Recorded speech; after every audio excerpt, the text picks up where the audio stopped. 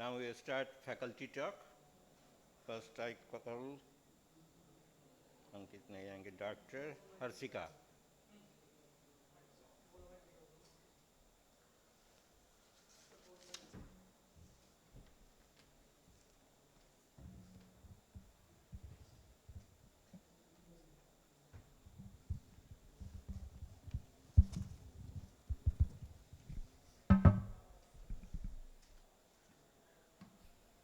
Good evening, everyone.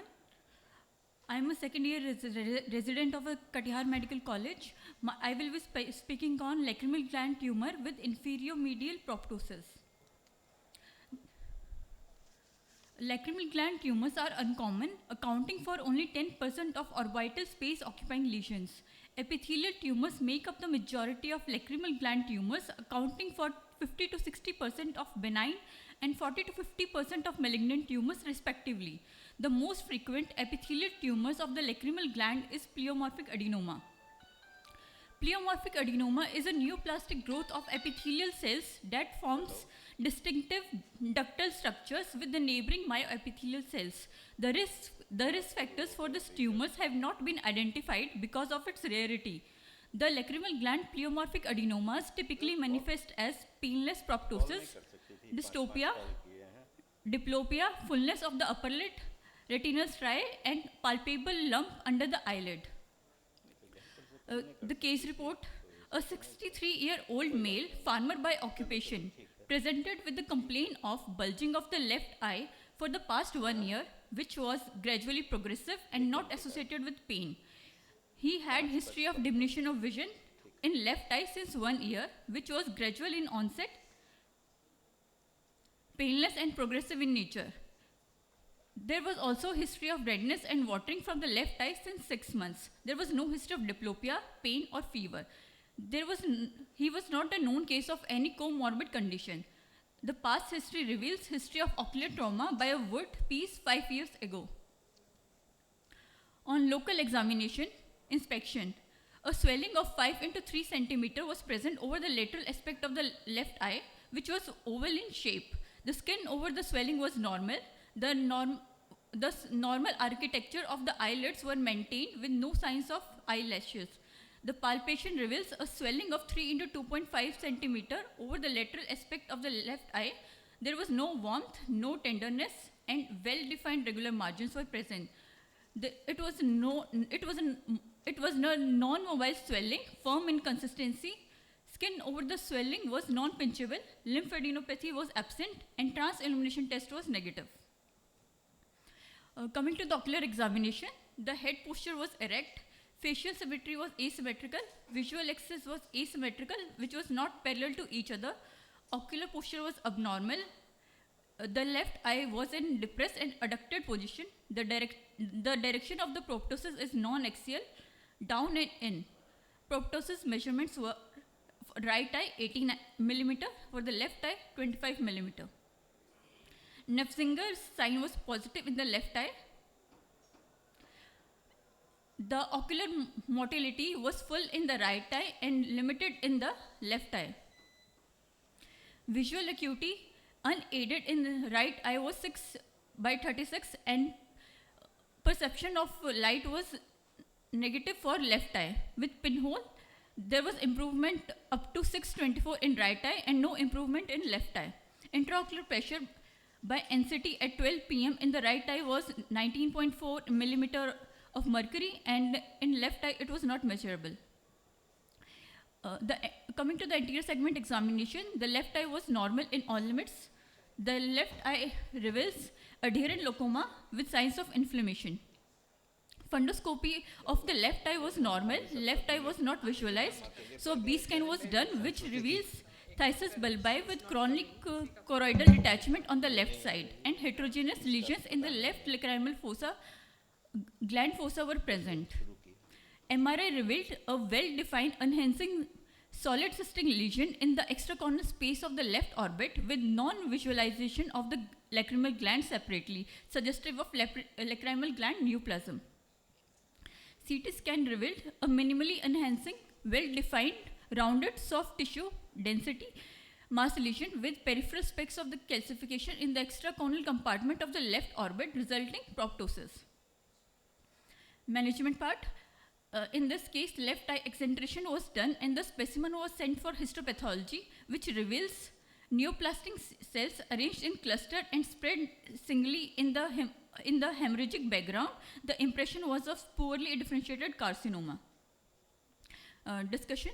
The lacrimal gland is an almond-shaped bilobe eccrine gland embedded in the supratemporal aspect of the orbital wall and is composed of the small lobules of the ceromucinous acini separated by the connective tissue. Pleomorphic adenoma of the lacrimal gland is usually extracorneal mass. The excision of the pleomorphic adenoma of the lacrimal gland is recommended to be removed en masse, but in this case, due to its extension in the orbit, orbital exentration was done. The clinical diagnosis of the pleomorphic adenoma is difficult. CT or MRI is essential for the evaluation of the tumor. Definitive diagnosis is by histopathological examination. The definitive treatment is complete surgical removal. The role of postoperative radiotherapy is controversial and recurrence is common. Conclusion. Pleomorphic adenoma of the lacrimal gland must be considered in a case in the presence of long-term painless proptosis with dystopia. Patients suspected to have pleomorphic adenoma, prior biopsy should not be performed in order to prevent tumor seeding into the adjacent orbital tumor. It is crucial to have a long-term follow-up to monitor recurrence or malignant change. These are my references. Thank you. Yeah, well spoken. Is there any question from the audience? No? And what do you do if the recurrence occurs? What is your first line? Radiotherapy. Radiotherapy only, right? Okay, fine. Thank you. Now I'll invite the next speaker. Who's ready? Dr. Ankit Gupta? No. No? Harinder Dagar. Dr. Harinder Dagar. He will be speaking on ocular surface squamous neoplasm.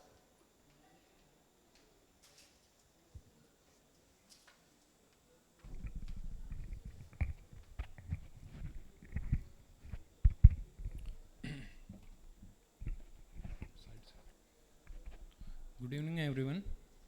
Myself Dr. Harinder Dagar from MGM Medical College, Kishanganj. Today I will be presenting OSSN. First of all, what is OSSN? Ocular surface is defined as slowly progressive benign pre-malignant and malignant epithelial lesion of the conjunctiva and cornea. Squamous carcinoma accounts about 40% of conjunctival tumor. OSSN most commonly start in the conjunctiva and extend across the limbus to the adjacent cornea. Basically, it starts from the conjunctiva and extending toward cornea. Risk factor include ultraviolet rays exposure, acquired immunodeficiency syndrome, xeroderma pigmentosa, human papilloma virus, especially 16 and 11. It has been recognized that squamous neoplasm occur both in the form of invasive and non-invasive types. In non-invasive, basically it is carcinoma in situ, and invasive basically squamous cell carcinoma, which later stage of non-invasive type. Morphologically, it is classified into 4 types: fleshy, gelatinous, leukoplakic, and papillomatous. Most common types is gelatinous. Then the presentation varies from benign, from foreign body present sensation, redness, irritation, diminution of vision due to higher astigmatism or involvement of visual axis. The mainstay of treatment is complete surgical excision with 2 to 4 mm margins, clear margins. Now we will come on case report. A 55-year-old male presenting to the clinics with chief complaint of redness, foreign body sensation, and mass in the left eye associated with watering from last 1 month duration. The lesion was slowly progressive, associated with pain, redness, and appearance of tuft of vessels, mainly sentinel vessels without well-defined borders. There was no history of trauma, foreign body injury, and chemoradiation exposure, and significant weight loss to rule out any significant systemic disease history. No past history of diabetes mellitus, hypertension, TB, and other chronic illness. On examination, right eye were unremarkable with best corrected visual acuity 6/6. Left eye, a fleshy mass vascularized Gelatinous irregular mass extending from the limbus to the temporal aspect of the left bulbar conjunctiva, size of 6.5 to 4.5 mm. As we will now see, this is the ASOCT of the patient, left eye, which showing thickening of the epithelium layer, mainly involving the epithelium layer thickening. Now we will come on blood investigation. TLC is 8654 cells per micrometer cubic. Hemoglobin is 12.4 milligram per deciliter. Platelet counts is 2,43,000 cells per micrometer cubic. ESR is 12 mm per in first hour. Bleeding time and clotting time 2.2 minutes and 10 seconds and 3 minutes 20 seconds.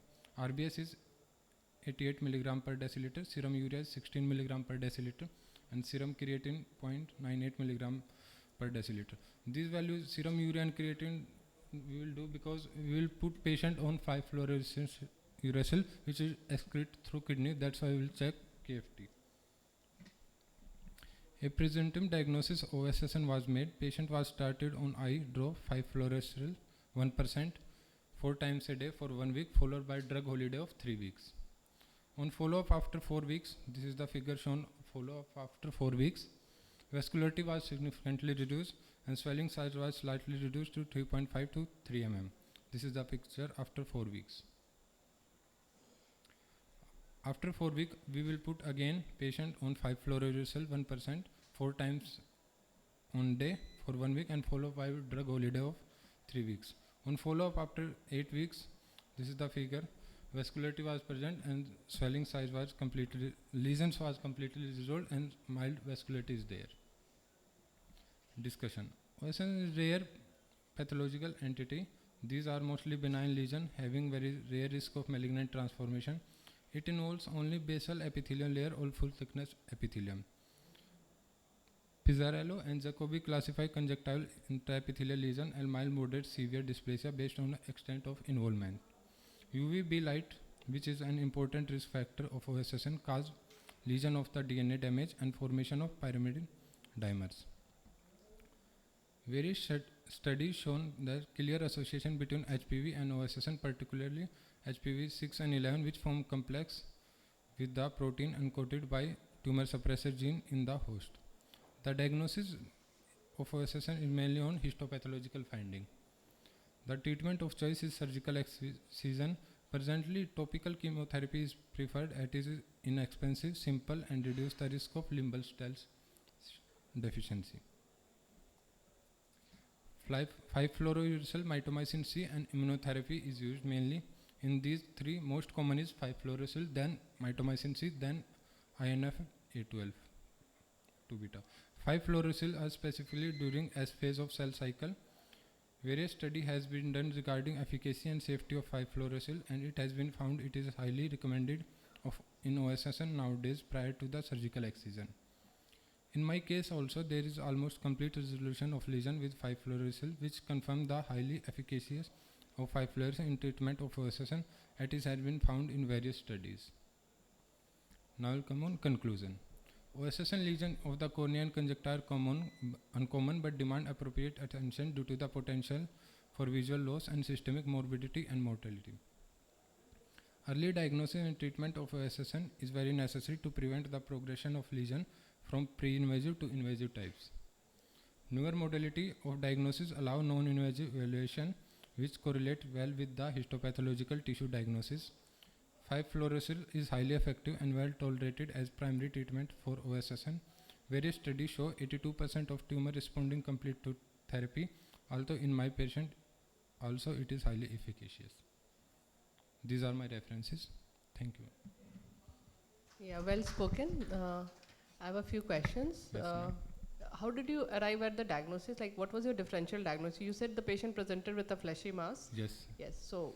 Sir, ma'am, mainly DD is for, we will think about pterygium, but in pterygium, ma'am, cornea is involved more. In this case, cornea is not involving much. Open karna. That's why, ma'am, or ma'am, episcleritis.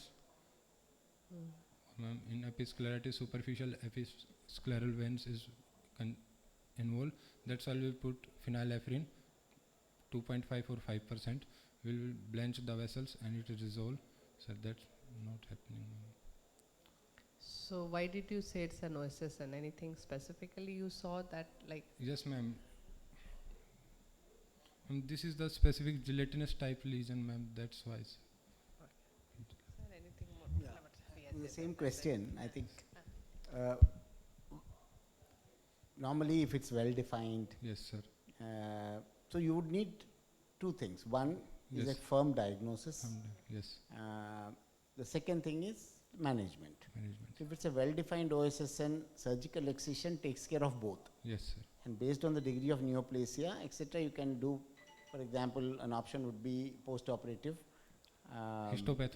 Yeah, mitomycin C, intraoperative, post-operative after healing of the wound. Yes, sir. So in this case, it's a presumed OSSN. Yes, sir. You cannot still say Sir, it is it's OSSN confirmed first. only by sir histopaths. Histopath. That's why. So I mean, in my practice, or I think in most people would, you yourself have mentioned in the discussion that Yes. surgical excision is Yes, the sir. preferred. But sir, mode. nowadays we prefer chemotherapy because in this scenario, limbal style SAM deficiencies not occur, sir, in chemotherapy. That's why today nowadays we prefer chemotherapy, sir. No, but even in this case, we would not have so much of. I mean, you would excise the lesion. No, sir. So excision, This is the mainstay of treatment. double freeze cryotherapy, alcohol epithelectomy, all these are aimed at removing the tumor cells. Yes, sir. They can recur. So that argument is certainly there that even after complete surgery or removal, you may have recurrence and you may use Chemotherapy. like mitomycin C eye drops, etc. Yes. But without a diagnosis, I am not very sure. I mean, I don't practice too much of oncology, but if surgical excision and diagnosis both, in this case, we still have a question mark. Yes, sir. Whether Very. it was an infective condition which resolved, so that will not be Yes. harmed. I don't know. No, same point. This is only I wanted to, elaborate on that. No, you have spoken well, and yes, we have both the options, surgical and your chemotherapy. Yes, sir. Depending on the appearance, and as sir was saying, if it is well marked, excision is there. Still, we do excision, but the question of recurrence comes. Then again, we have to go for the chemotherapy. But even in your 5FU, you must be having some. What is the chances of recurrence once you stop the 5FU? 5%, ma'am. 5%. 5%.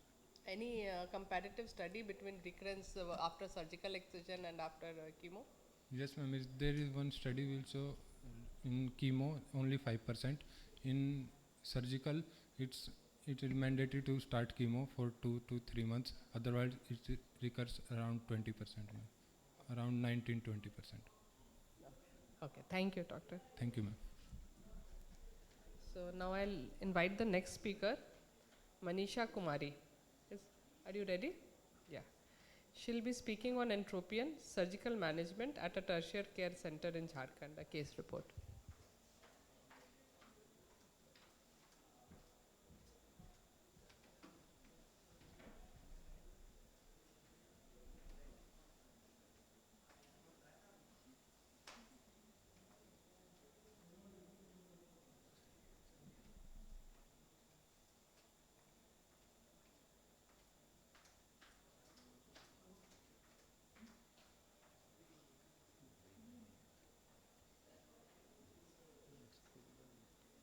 If there is some delay, can we call the next speaker in the time? You have to load your, Manisha, Dr. Manisha, you have to load your, this thing. Anyone is ready with the next? Rutusha, I think. Yeah, you're ready? Yeah, fine. So we, meanwhile, go ahead with the next presentation, rare eccrine gland carcinoma in upper lid, that is Dr. Rutusha Dodwar.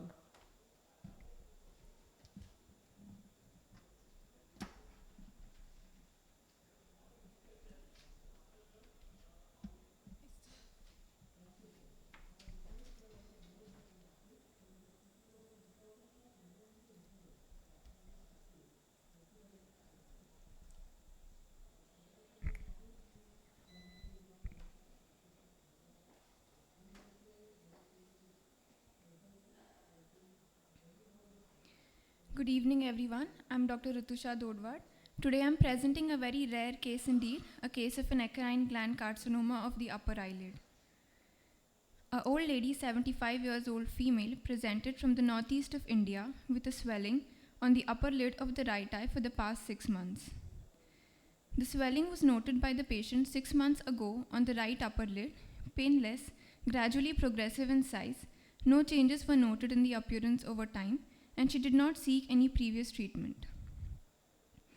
There was no known systemic illness, no known allergies, addictions, and no previous history of any drug intake. The swelling on external examination was 9 by 5 millimeters in size, oval in shape, firm in consistency, not freely movable, either attached to the skin or underlying tarsus. It was non-tender and there were no skin changes noted. While on everting the eyelid, it showed a different scenario. The lesion was dark red in color, had a corrugated surface appearance, showed the presence of a feeder vessel, appeared vascular, there was no ulceration, and the lid structure was maintained. On ocular examination, she presented with the best corrected visual acuity in the right eye of 6.9 and the left eye of 6.6. The anterior segment, both eyes presented with an immature cataract, otherwise essentially normal. The posterior segment, both eyes had a healthy disc, macula, and was within normal limits. On systemic examination, there was no palpable lymph nodes, the vitals were stable, and on systemic examination, which was within normal limits as checked by our physician. We rounded down to these two provisional diagnoses of the right upper lid squamous cell carcinoma and the right upper lid sebaceous gland carcinoma. We went ahead and asked the patient to get a contrast-enhanced MRI orbits done. The first above two images that you see are of the T1 and T2 weighted images showing a hyper-intense lesion along the right upper lid, appears to involve the tarsus. While the lower image is the post-contrast fat-suppressed MRI image, which shows that the lesion is strongly taking up the contrast. All these findings suggestive that the lesion could be a malignant one. For this patient, we decided to go ahead with a lid mass excision, followed by a frozen section and histopathology, and then with a lid reconstruction procedure. Here we have a video of the lid reconstruction and the excision. We marked a 4 mm margin around the suspected lesion, went with a retraction suture. A full thickness and skin incision was made along these margins. This given specimen was sent for histopathological examination after marking it well. And as we can see here, what we got on histopathology, the frozen section, was that the margins were cleared. We went ahead with the reconstruction by Cutler beard procedure. We approximated the margins and took the measures of the coloboma that we had created. By keeping a 3 mm gap below the lower lid margin, we made a 3-sided inverted U-shaped incision, made a full thickness incision with the help of a 15 number blade, separated the anterior and the posterior lamella, brought the advancement flap from below the lower lid margin bridge on the other side, and sutured the conjunctiva with the remnant conjunctiva of the upper lid. Here, to provide more support to the posterior lamella that we are creating, we used a donor scleral graft. We sutured it to the remnant orbicularis muscle that was there. The skin was also sutured following. The skin part of the lower lid was brought from under the lower lid, lower margin bridge that was there. And the deficient margins that were created on the lower lid are also sutured. Here we have the gross specimen of the lesion that we had sent for histopathology. As we can see, it is well marked. The margins were clear, and that is when we went ahead with the reconstruction procedure. This is the frozen section where we can see a hematoxylin and eosine stained frozen section slide. The tumor cells are seen, but the margins are clear of tumor. This is the histopathological permanent section where the tubular structures are lined by the atypical basaloid cells, showing cystic spaces within the lobules. With this, we came to the final diagnosis of eccrine gland carcinoma with a basaloid pattern. Here we have the image of the first postoperative stage 1 of the Cutler beard, where we see the sutures are intact and the lesion appears to be healing well. Here is the postoperative after the second stage of the Cutler beard, where we have separated the eyelids. The second stage was carried forward after 6 weeks of the first stage completion. The patient has been on follow-up with us since then. She's doing well with no recurrences and a good outcome. Coming to the discussion part, The eccrine sweat glands are simple, coiled, tubular structures present throughout the body, the highest concentration of which is present on the palms, the soles, followed by the eyelids and the orbits, and the primary function of these glands is thermoregulation. The eccrine sweat gland carcinoma is an extremely rare malignancy, coming for about less than 0.01% of all the cutaneous malignancies, most frequently found in the eyelids, especially of the elderly, as we have seen in the case. The presentation is usually a progressive, painless infiltration or growth on one or both eyelids. It appears brown or red nodule or papule-like or an ulcerative lesion. On histopathology, it appears to be a tubular structure lined by atypical basaloid cells with a perineural invasion, and the specific morphology will depend on the distinct subtype entity. Due to the rarity of this disease, there is no defined management option that exists, and the protracted course over several years with an overall favorable prognosis with a timely intervention. The take-home message that I would like to give with this case presentation that the lesion on external examination appeared to be a relatively benign lesion, but on everting the lid, we have realized that the lesion could move towards the malignant side because of the presence of the feeder vessel, the corrugated appearance of the ulcer, and the adherence to the skin and the tarsal plate. So as a clinician or even as an ophthalmologist, it is very important to undergo a very thorough physical examination for the patient and ocular examination for the patient to make sure that we are diagnosing to the best of our capabilities. These are my references. I would like to thank Dr. Kasturi Bhattacharjee Madam and Dr. Obaidur Rahman Sir for helping me with this case presentation. Thank you.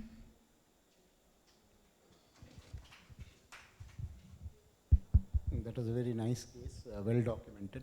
I just have a couple of questions. Yes. So based on the clinical finding after you everted the lid, you Yes, sir. suspected a malignancy, and so you planned a full thickness pentagonal excision with Yes. frozen section control. Yes. So this is one way where we, at some point of time, we also used to progress like this because of the belief that an incisional biopsy is not needed or not necessary, or it may even spread the tumor further, right? Yes, sir. But actually, before subjecting a patient to what is obviously a more extensive surgery, two-stage surgery, it is perfectly fine to do an incisional biopsy first. And once you get a histopathological confirmation that it's a malignancy, then planning a definitive surgery. Okay, sir. So what I mean to say is that if it's somebody related to you, right, you would want, the question in your mind will be, is it benign or malignant? Yes, Isn't sir. that the first question? Yes, sir. So when that question comes, the answer is always given by the pathologist. Yes, sir. So instead of subjecting a patient to a larger surgery, cutler beard, second surgery, and some obvious cosmetic blemish, at least if not functional, will remain. So that would be an alternative way to do it. That's what I'm Yes, sir. saying. Sure, sir. If, for example, it's a sebaceous gland carcinoma with loss of hair, with a yellow appearance, nodular, it seems to be very definite. Even in that case, it's always good to have an incisional biopsy, confirm the diagnosis, then you are on more sound footing. What if this came out to be something benign? Yes, Then sir, possibly sure. this was an avoidable surgery. Yes, That's the sir, we only could input, go otherwise ahead. it's a very well documented. Yes. Thank you, sir. Thank you. Thank you. So I'll call the next speaker. Dr. Manisha, are you ready now? Okay, come. So entropion, surgical management at a tertiary center in Jharkhand. Yes, a case report.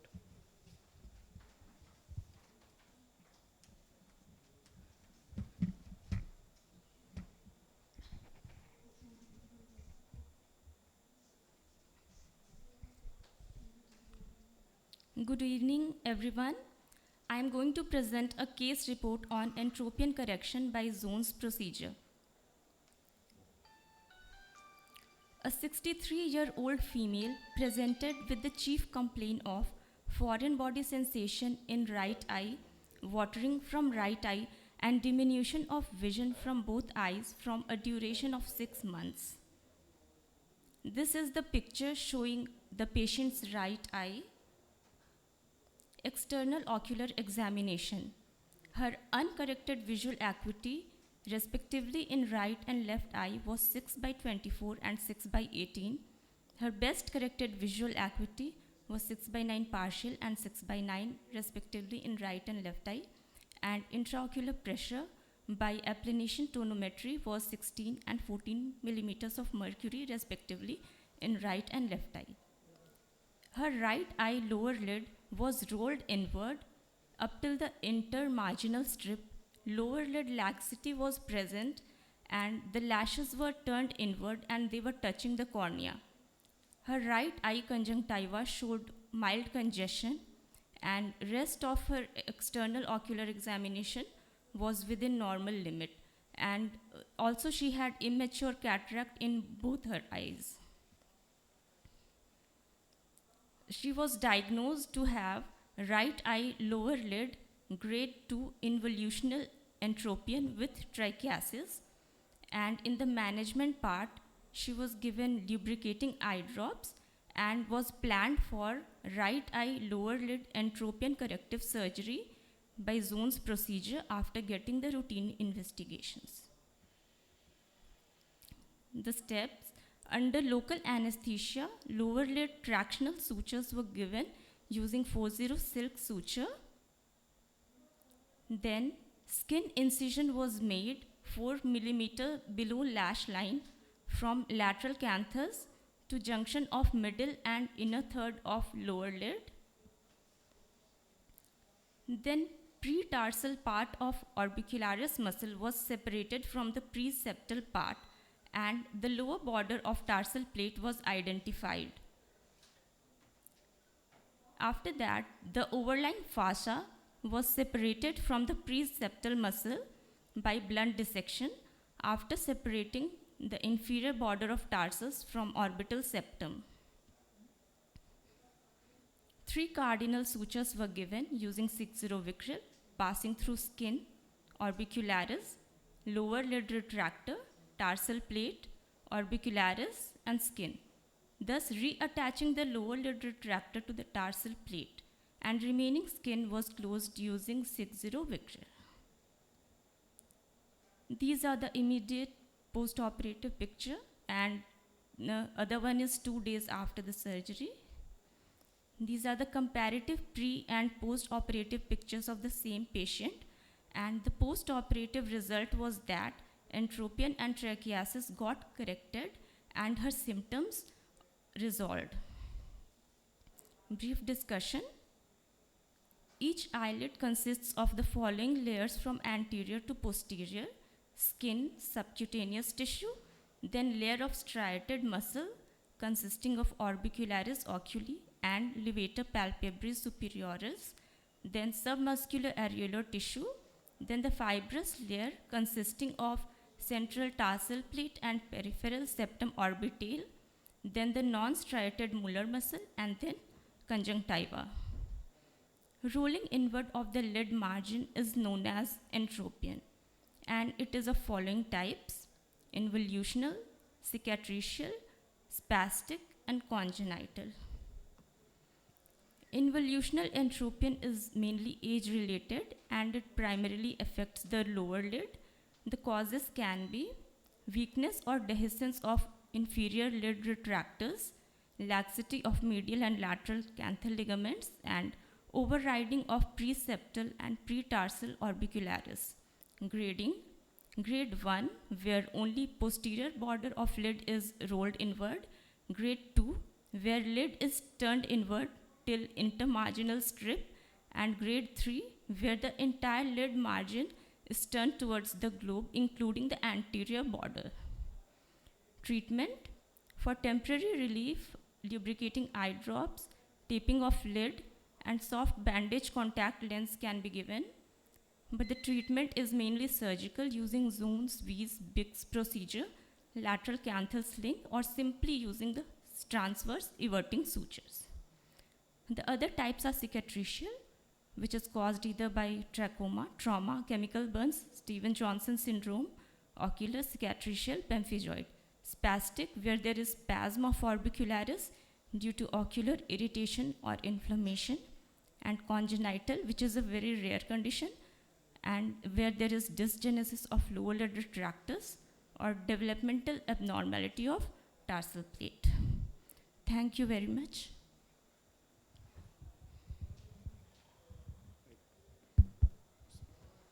So I think this is something which is not uncommon, right? Yes, sir. Senile Yes, sir. entropion, and so I mean, what was the reason why you chose to do this technique rather than the other techniques? Was there some consideration given to any factor when choosing to do a Jones procedure? Sir, it was a grade 2 entropion, and in cases of moderate to severe entropion, Zone's procedure has shown to be very effective. So, Right. It is one of the alternatives, and yes. certainly it has worked in your case. So, just a couple of comments, right? I think, are these pictures taken from a video, freezing video, or how were the pictures taken? Because some of the pictures are not very clear, in the sense that these were taken with a phone. Sorry? Sir, phone. On the phone, right? Yes. Okay. Because some of the pictures, I think, would have been better if it were taken with either with a more advanced camera or with some settings, and some of them had a lot of blood.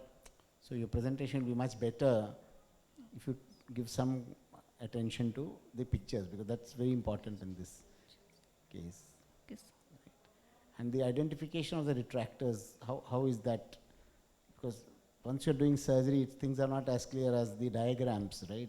So how do you identify that this is the lower lid retractors through which I'm going to pass the suture and attach it to the tarsal So plate? when a patient looks up, then the tuck can be felt. Yeah, right, absolutely. So it looks like a white band. The structures in the lower lid are not as well defined as the upper lid, because the whole lid itself is smaller, the tarsal plate is narrower. So, but again, once you feel the tug and the patient looks up and down, I think that's the way you. Okay, so. Yeah, well spoken. Now I'll call the next speaker, Dr. Shazia. Okay. Everyone has finished? Anyone remaining? No. Any questions from the audience for any of the speakers?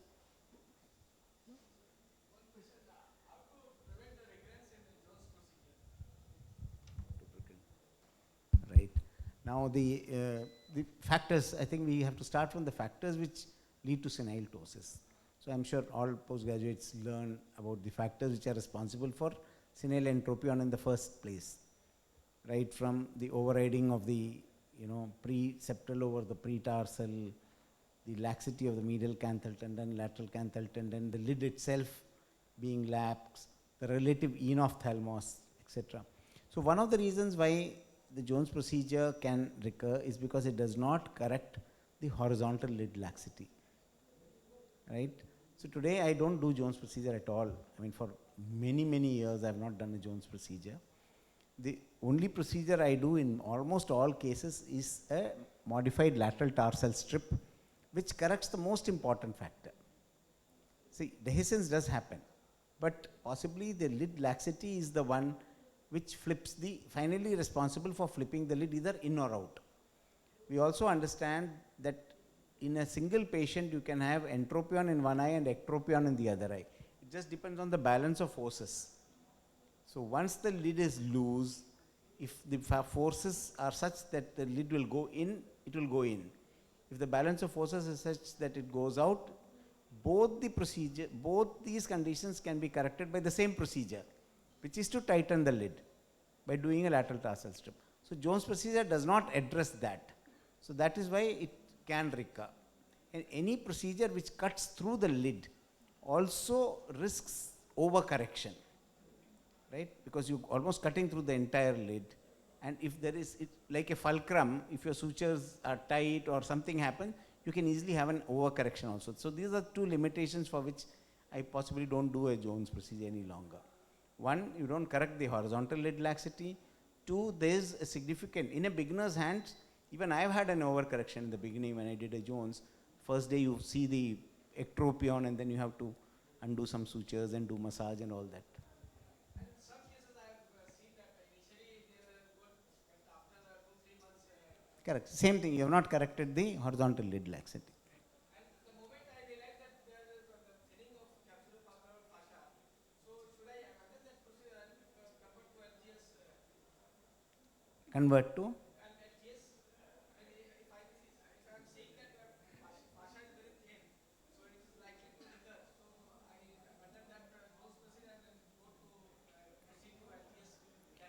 No, you can always combine also. See, in any oculoplastic surgery, you can always combine. If you find that there is medial canthal tendon laxity, for example, independently there is medial canthal tendon laxity, and in addition to the joints, you can also do a medial canthal tendon tightening. So you have to combine the procedures to correct whatever you think are causing the problem, isn't it? Is there any role for those lid averting sutures now? Alone.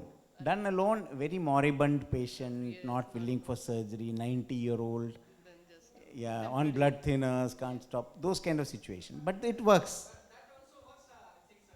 Quicket procedure. Quicket sutures, right? Quicket. Also works, I think. Yes, it does work because if you As has been discussed, that it is causing so much of recurrence, but it works. it does not treat us so much.